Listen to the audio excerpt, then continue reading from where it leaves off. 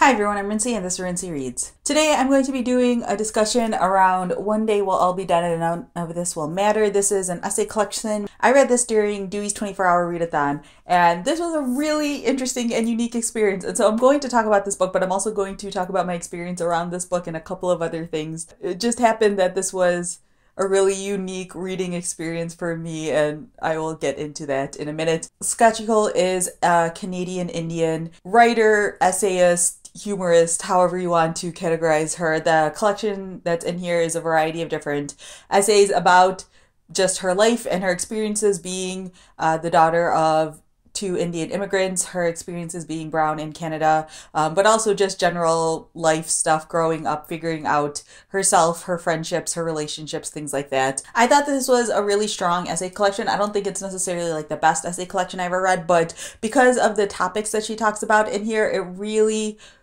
resonated strongly with me. If you follow me on Instagram and you watch my Instagram stories, you may have seen during Dewey's 24-hour readathon that I took pictures of a couple of passages or like a couple of paragraphs in this book. And one of the passages I took a picture of is where she talks about how she loves her parents dearly and she believes they're very capable in a lot of ways, but one thing she doesn't think they're capable of is arranging a marriage for her. So I took a picture of that because that's literally exactly how I feel. I love my parents to death. I think that they are amazing parents, but I think that they have different ideas and goals for what my theoretical husband would be, so I don't necessarily want them picking that out for me because my hopes for that potential person is different. That's just what it comes down to. And I know that, and I love my parents dearly, and I know how just they think and things like that. And I'm not saying that it's wrong,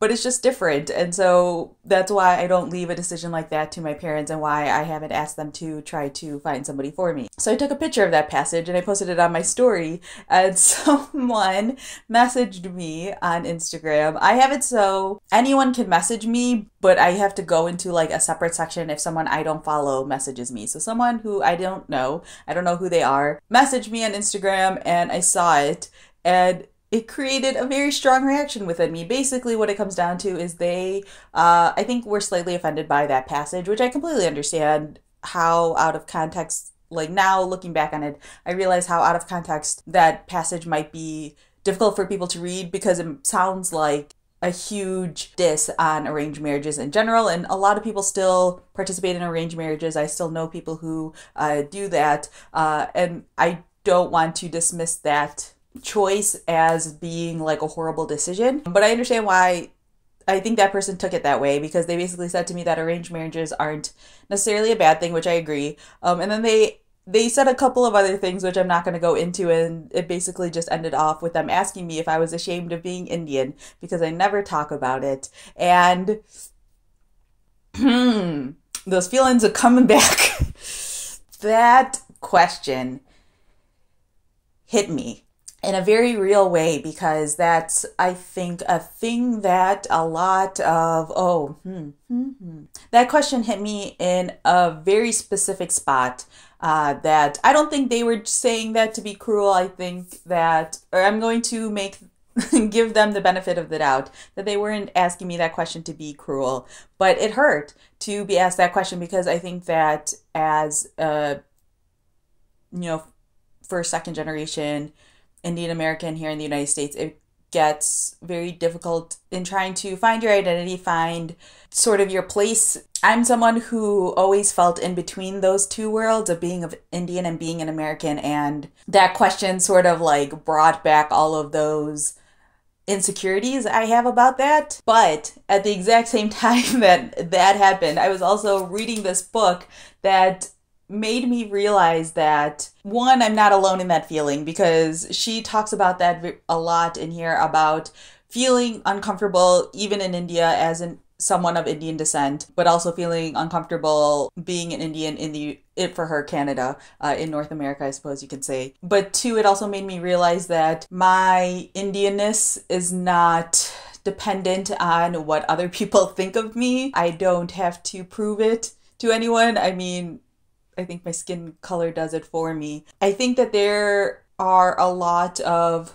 sort of conflicts that the children of immigrants, it doesn't even have to be Indians, but I think, you know, children of immigrants are faced with this question of who are you, where do you place your identity? And obviously my culture isn't my main identity, but it is a part of it. And I think figuring out the balance of what parts of my Indian culture I embrace and show off and which parts of my American culture I embrace and show off. I'm never going to perfectly fit the mold of either. I'm sort of in a unique position. I think all children of immigrants are in sort of a unique position in how they straddle that line and how they move forward. And there's no right or wrong way of doing it. You just have to figure out the way that works for you. And it's one of the reasons why, you know, people like me talk about diversity in books and diverse stories and having more points of views and having more conversations about it. And it's why we don't shut up about this stuff, is because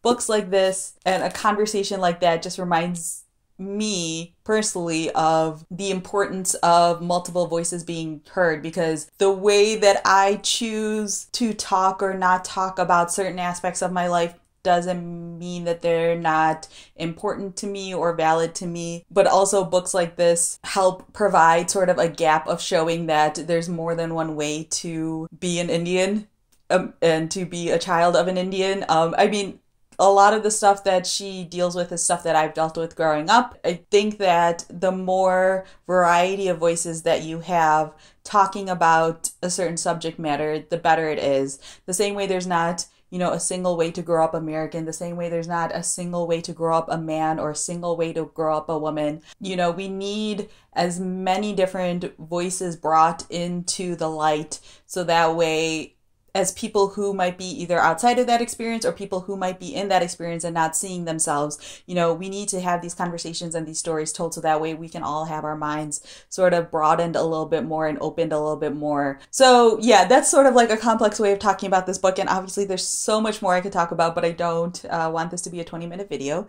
So yeah, I definitely recommend this essay collection. I know for a fact it's not going to resonate with other people the same way it's going to resonate with me, or the same way that it has resonated with me. But I think that it's still an essay collection worth picking up. I think she's quite funny and her wit is very sharp. And yeah, I think that if you pick up this essay collection, you won't be disappointed. So definitely recommend.